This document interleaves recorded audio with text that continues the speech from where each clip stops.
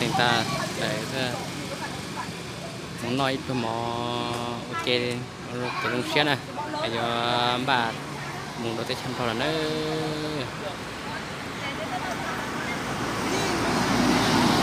món này nó chết chống cái này bây giờ là cái tua ta là thế để tôi đi cho thế đi cho tiếng ca muốn đi học ta là con câu cái nó thế nào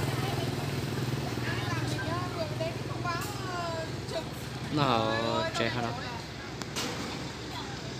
cái cho nên mình sẽ hả đó nhà ban cầm họ tức là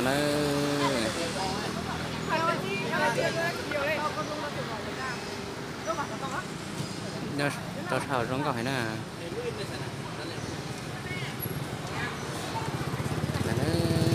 cái cho nên mình sẽ hỏi nè mình nó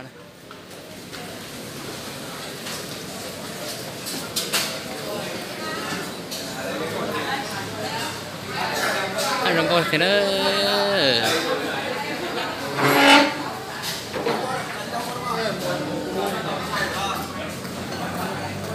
sang nó thì nó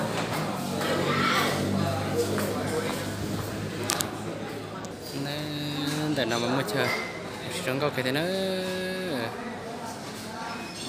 mới chơi rau xí thế có cái này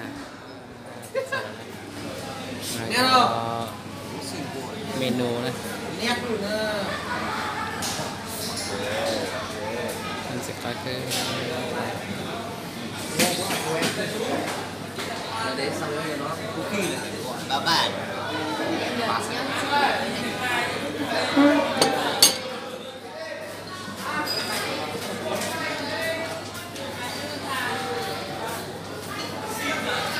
dạ cũng là nó đã thấy chưa đâu mà xuống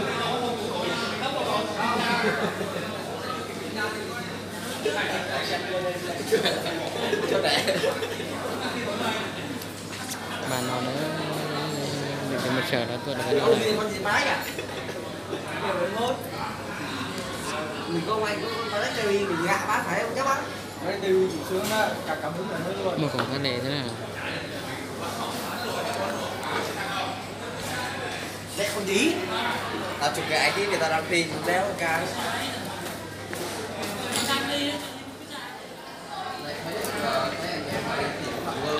tao sang thì tao lo đấy ta không lo rồi ra hết tao thành thế còn chỉ tao xí thế nào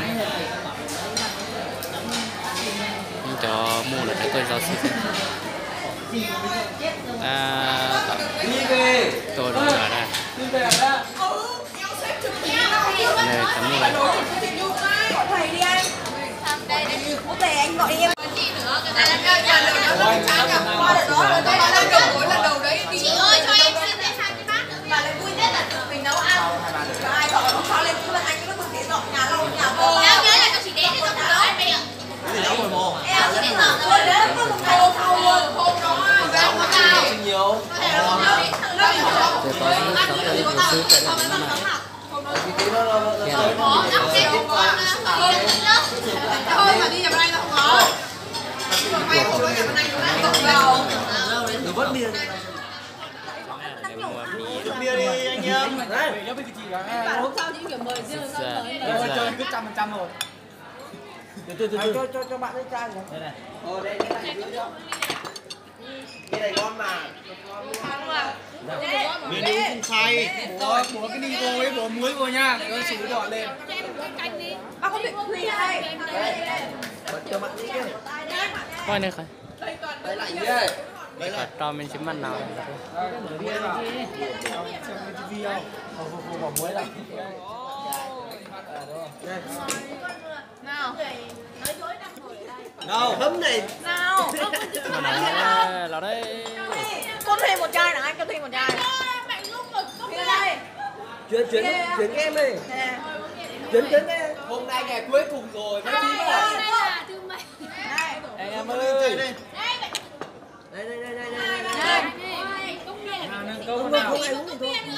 cho thủy cốc bia Hai bạn cái đây. Chúc mừng năm mới nhá. Hiếu cho một bát cái đi. Bọn em có chanh muối à? Ôi, Bọn em có chanh muối và bia. đúng không? Cái con kia. Miếng nước kia. Anh ơi, bây giờ anh có vợ, anh quên tôi rồi. Anh cho con Thùy một cốc bia. Đấy, bia chị bằng thấy màu đây à? Bia này. Thôi, bọn ta nó nhỏ hơn. Thôi nếu mà uống bia là cũng uống thôi, tốn bia tao. Ép làm gì? Một, hai, ba. 2, 3. 2, 3. Say không? Không. Một cái chai này à? Có mà lên đây chi? Em xin đá coi. Đặt cái nào này. Để cho lạnh tí nữa. Mình sẽ lọc ếch nữa nào.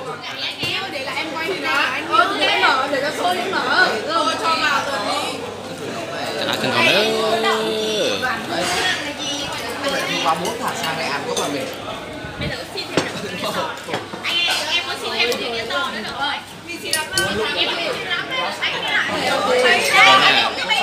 lại. Tí nữa để đồ khác. Ăn thì các lấy gì Lên đơn thành công chưa? Nào, không ai trong công gì hết đi nhá. Nó sang này 2 cái rồi. Nó tắm gọn rồi.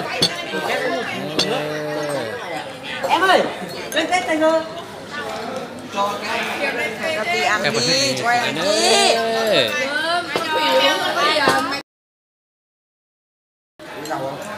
Hết, hết, hết.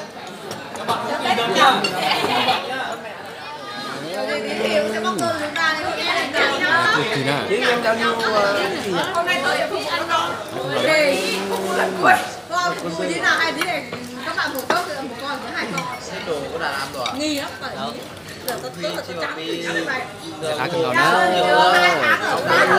Cái ngon nữa. Trả lời chị đau khổ thì eo đó. Nghe là ở đó hỏi gọi gì như mà gọi con Huyền nói cho chị thật. Thôi nhá. Làm mà nhìn ra. Thì với Huyền giống nhau. Hôm sau chúng ta làm cái nhóm là nhóm ở thành phố đấy nhỉ? Thành phố biết được phòng chống. Nó hai bên cô nó ta là cái gì?